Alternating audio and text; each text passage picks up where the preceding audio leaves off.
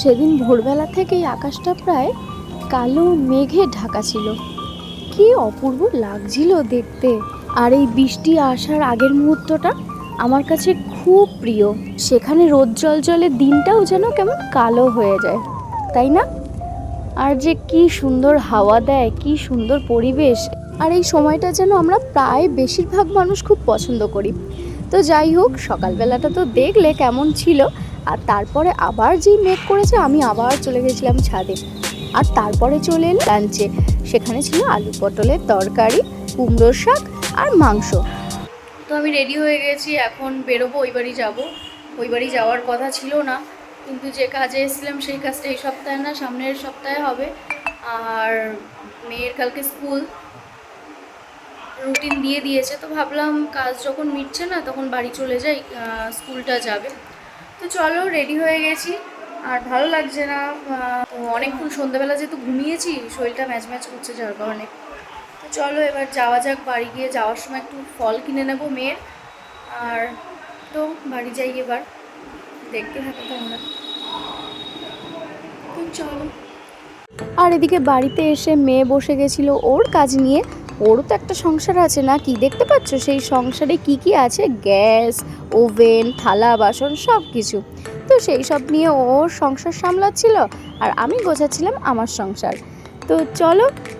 আর যেটা হয়েছে, এখন সন্ধে হলেই না ভীষণ খিদে পায়, কেন তো কি জানি। আগে তো মোটে খেতাম না আমি, আর এখন যেন সন্ধে হতে না হতেই মনে হয় কি খাবো, আজকে কি খাবো, কালকে কি খাবো। তো একটা নতুন জ্বালা আমার অ্যাড হয়েছে। তো যাই হোক, পেট যতক্ষণ আছে ততক্ষণ এই খাওয়া খাওয়া জিনিসটা আমাদের থাকবে। আর রাতের বেলা চলে গেলাম মেয়ের বুকসের সব নাম লিখতে। মেয়ের যেহেতু পরের দিন স্কুল ছিল, ওর বুকসের, ওর কপিতে। ও ঘুমিয়ে গেছিলো, ওকে ঘুম পাড়িয়ে নিশ্চিন্তভাবে তখন গেছিলাম আমি লিখতে, যেহেতু আমার মনে ছিল না, হঠাৎ করেই মনে পড়লো। তো ভাবলাম যাই, সকালবেলা তাড়াহুড়ো লাগার থেকে রাতের বেলায় কমপ্লিট করে রাখি। আর এখন কটা বাজে জানো? এখন প্রায় 12:30 একটা তো বাজবেই। তো আমি স্কুলের কাজটা আগেই করে রাখার চেষ্টা করি, না তো সকালবেলা উঠে অনেক তাড়াহুড়ো হয়ে যায়। আর তাড়াহুড়ো করে প্রায় জিনিস ভুলই হয়, দেখবে ঠিক জিনিসটা বেশ কমই হয়, তাই না? আর এখানে আমি তোমাদের কি দেখানোর চেষ্টা করলাম বলো তো? আমার হ্যান্ডরাইটিং। তো মোটামুটি একটা যা হোক হ্যান্ডরাইটিং আমি করি, তো সেটাই চেষ্টা করলাম, কিন্তু হলো না, সব কিছুই উল্টো দেখাচ্ছিল। আর ওই যে আগেই বললাম, আমার একদম খেয়াল ছিল না মেয়ের বুকসে নাম লিখতে হবে, তো যার জন্য আমার মার্কার পেনও আনা হয়নি। আর যা অসুবিধা হচ্ছিল, ফ্যান অফ করে লিখতে হচ্ছিল, যেহেতু এমনি পেন দিয়ে লিখছিলাম। আর এমনি পেন দিয়ে তো ওই মলাটের ওপর লেখা যায় না, তোমরা সবাই প্রায় জানো, দাগটা ধরে না, আর সব মুছেও যায়। যার জন্য একটা একটা বইতে নাম লিখে আমাকে সব আলাদা আলাদা করে রাখতে হচ্ছিলো, যাতে কালিগুলো পরের দিন উঠে দেখবো শুকিয়ে গেছে। আর একসাথে রাখলে ওগুলো সব মুছে যেত। তো আমার ডবল খাটনি খাটতে হচ্ছিলো আর কি, পুরো ঘেমেও গিয়েছিলাম আমি। তো যাই হোক, মেয়ের জন্য তো এটুকু করতেও হবে, কারণ আমার ছোটোবেলাতেও আমার মারা এই জিনিসগুলো করেছে। আর আমার মা মলাট দিয়ে দেয় ঠিকই, কিন্তু এই জিনিসগুলো আমি ছোটোর থেকেই আমি করে দিই। আর জানো তো, ছোটো থেকেই আমি খুব লিখতে ভালোবাসি, যার কারণে এইগুলো করতে আমার খুবই ভালো লাগে। তো চলো, অনেক রাত হয়ে গেল। গুড মর্নিং সবাইকে। তো যাই হোক, নেক্সট দিন তো আবার উঠে পড়লাম সকালবেলা। আর সকালে উঠে এই যেই জানলা খুলেছি, সেই দেখলাম এত সুন্দর ওয়েদার। আবার মানে কি বলবো, এর কাছে এসির হাওয়াও যেন ফেল, তাই না বলো? আমার তো সেটাই মনে হয়, যে যখন বাইরের হাওয়া দেয়, প্রকৃতির হাওয়া দেয়, তখন যেন এসির হাওয়াও ভালো লাগে না। তো চলো, তারপরে মেয়েটাকে একটু পড়াতে বসলাম। তো আজকে এখন পড়া করছে ম্যামের। আর আজকে আমি তো স্কুল যেতে পারিনি, বিকজ আমার জন্য আমি ভাবছিলাম ওর যে একটা এক্সামের ব্যাপার আছে, সেটাকে ওতে পাঠাবো। বাট তারপরে ভাবলাম আজকে ফার্স্ট ডে, স্কুলে পাঠাই। তো রাতের বেলা তোমরা দেখলেই সব কিছু গুছিয়ে গেছি রাখলাম বইয়ের নাম লিখে। কিন্তু ব্যাপার হচ্ছে, সকালবেলা উঠেছি, এবার আমার মনে নেই যে টিফিন করতে হবে। আমি ভেবেছি ফ্রুটস আছে দিয়ে দেবো, ওই করতে গিয়ে দেরি হয়ে গেছে, দেরি করে উঠেছি। এবারে 6টায় অ্যালার্ম দিয়েছি, 6:15 একবার বাজছে, 20টা একবার বাজছে, 6:30 একবার বাজছে, 7টা একবার বেজেছে, তারপর লাস্টে উঠেছি 7:30টায়। আর 8টায় গাড়ি আসবে।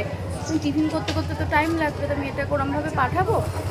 বিস্কুট ছিল, আর কিছু দিতে হতো সাথে, শুধু বিস্কুটে তো হয় না। তা আমি বললাম থাক আজকে।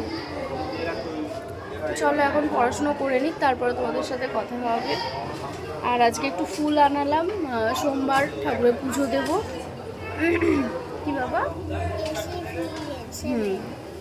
তো চলো। আর আজকে তোমাদের সাথে আমার বাড়ির অন্য মেম্বারদের পরিচয় করাবো। আর সেগুলো কারা জানো? সেগুলো হচ্ছে এই যে আমাদের বাড়ির অনেক পাখি থাকে জানো তো। আর সেগুলো আমার দেওর যে সেই কিন্তু নিজে দেখভাল করে। ও খুব পাখি পশু এসব ভালোবাসে। তো আমাদের বাড়ি আগে অনেক পাখি থাকতো, আর এখন একটু কম আছে। তো প্রত্যেকটা লাভ বার্ডস আছে, আর কি আছে আমি ঠিক নামটা জানি না। আর জানো তো, কদিন আগেই একটা পাখি এত অসুস্থ হয়ে গেছিলো, তো আমার তো ভীষণই মন খারাপ করছিল, সবারই প্রায় মন খারাপ করছিল যে কি হলো, ওর কি হবে। তো সেদিনকে একটা প্রাণহীন পাখিকে যেন আবার প্রাণ ফিরে পেতে দেখলাম। তো সেটা পুরোটাই তোমাদের সাথে শেয়ার করব, সেই ভিডিওটা আমার কাছে আছে। তো আর এখানে দেখো পাখিগুলোকে মোটে আমি বার করতে পারছিলাম না, তো ওরা ঢুকেই ছিল ভিতরে। আর কি সুন্দর চোখগুলো লাগছে দেখেছো। তো প্রত্যেকেই কিন্তু দুটো দুটো করে রয়েছে। অন্য যেদিন আবার পারবো তোমাদের সাথে শেয়ার করব, দেখাবো। আর এই পাখিটা যে এত সুন্দর, কিন্তু ও বেরোচ্ছিলই না, তবুও লাস্টে একটুখানি তোমাদেরকে দেখাতে পারবো। আর এর জন্যেই বলে হয়তো শেষ অবধি চেষ্টা করতে, কারণ সেদিন যদি চেষ্টাটা ছেড়ে দিত তো পাখিটা হয়তো আর থাকতো না। তো তারপরে পাখিটা কি সুন্দর সুস্থ হয়ে গেল, আর কি সুন্দর ঘুরে বেড়াচ্ছে। আর দেখতে পাচ্ছ এখান থেকে দুজন উঁকি মারছে আমার দিকে। তো ওদেরকে আমি এতই ডিস্টার্ব করছিলাম, যার জন্য মনে হয় ওরা রাগ করছিল। আর কেমনভাবে তাকাচ্ছে শুধু দেখো আমার দিকে। তো যাই হোক চলো। তো এই দেখো লাস্ট অবধি তোমাদের দেখালাম, তো বললাম না দেখাবো। আর তারপরে স্নান টান করে আমি তো রেডি হয়ে গেছি পুজো দেওয়ার জন্য। কিন্তু আমার মেয়ের নাকি ভীষণ খিদে পেয়েছে, তাকে আগে খেতে দিতে হবে। তো সেটাই আগে দিচ্ছিলাম, আর তারপরে আমি আবার পুজো করতে গেলাম। তো আজকে ছিল আমাদের অন্য মেনু, বাট এখানে দেখতে পাচ্ছ তোমরা বিরিয়ানি। ভাবছো কী করে, তো সেটা জানতে পারবে, ব্লগটা দেখতে থাকো অবশ্যই। তারপরে মেয়েকে খেতে দিতে হবে ঠিক এরমভাবে, মানে ঠিক ভাতটা যেমনভাবে দেয়, কিন্তু বিরিয়ানি তো ওরমভাবে দেওয়া যায় না। আর ওরমভাবে অল্প হয়ে গেছিলো ভাবে আমি আবার চালাকি করে আরেকটু দিয়ে দিচ্ছিলাম ওকে। আর কাহিনী খুব সাজানো গোছানো জিনিসটা খুব পছন্দ করে, যে সাজিয়ে গুছিয়ে ওকে খেতে দেওয়া হোক। আর ওই দেখো নিজে রেডি করে নিচ্ছিল ওর খাবারটা। তো চলো এবার আমি যেহেতু পুজো দিতে যাবো, আমি আর বেশি হাত লাগাইনি, আমার যতটা করে দেওয়ার কথা আমি করে দিয়েছি। আর ও একাই খায় বেশিরভাগ দিনগুলো, তো ওকে দিয়ে আমি গেছিলাম পুজো দিতে। আর এখানে আমার পুজো দেওয়াও কমপ্লিট দেখো। লাস্টে একদম খুব বেলায় বলেছিলাম ফুল আনতে, তো অল্প ফুল পেয়েছিল, সেটা দিয়েই আমি পুজো দিচ্ছিলাম। আমার এই বাড়িতে যেমন ফুলের অভাব হয় না, আর ওই বাড়িতে আমি ফুলই পাই না। তো যাই হোক, যেমন হবে তেমনভাবে পুজো দেব, তাই না বলো? তো এবার যাব খেতে। আর আজকে মেনু হচ্ছে, বাপির যেহেতু শরীরটা খারাপ, তো কাঁচকলা দিয়ে মাছের ঝোল, আর আধিরা চিংড়ি মাছের মালাইকারি। তো আজকে আমার ছোটো কাকি শাশুড়ি মানে রান্না করেছে বিরিয়ানি, তো আমাদের দুজনকে দিয়েছে। আর বাপির যেহেতু শরীর খারাপ, বাপি খাবে না।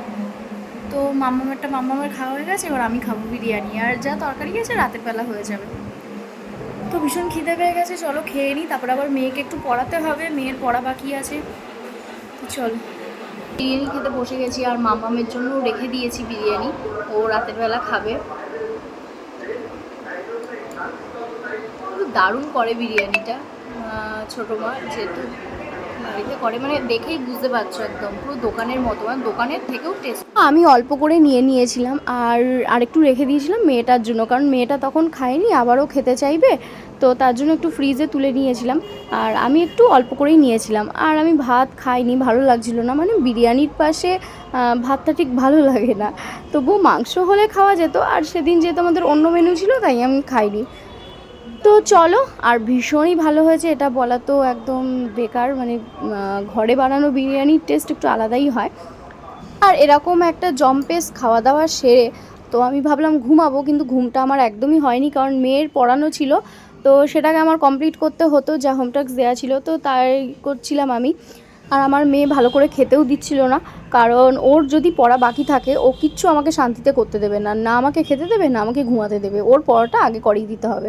আর ওদিকে বললাম নিজে বস, তা নিজেও বসবে না, আমাকে সামনে বসে থাকতে হবে, আর ও পড়া করবে। তো চলো আজকে তো অনেক বকবক হলো, অনেক কিছু শেয়ার করলাম। আর তোমরা ব্লগটা কেমন লাগে তোমরা অবশ্যই জানিও। আর চলো লাইক শেয়ার কমেন্ট বেশি করে করতে থাকো, আর সাবস্ক্রাইব করতে থাকো, যারা এখনও করোনি তারা ঝটপট করে নাও।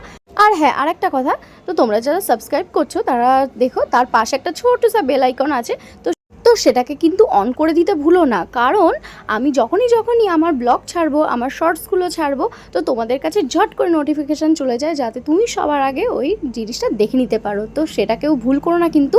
তো আজকের মতো টাটা।